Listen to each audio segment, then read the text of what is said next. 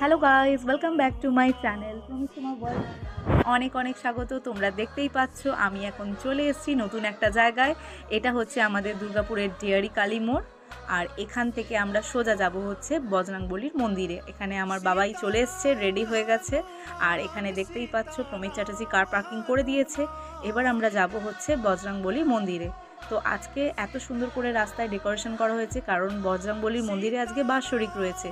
তো তোমাদের সাথেও মন্দিরে আমি গিয়ে বজরংবলীর দর্শন করাবো। তোমরাও বজরংবলীর কাছে নিজেদের মনের ইচ্ছা জানাতে পারো, তোমাদের সমস্ত মনের ইচ্ছা পূরণ হবে। আর এখানে দেখো আমাদের পুরো বন্ধুদের টিমটা রয়েছে।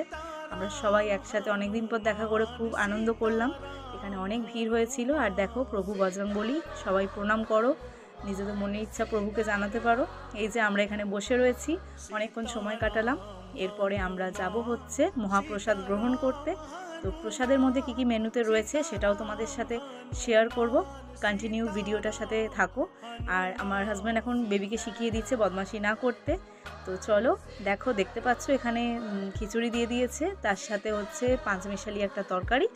আর এখানে রয়েছে তোমার চাটনি, পায়েসটা ভীষণ টেস্টি হয়েছিল। Thank you for watching, tata, bye by.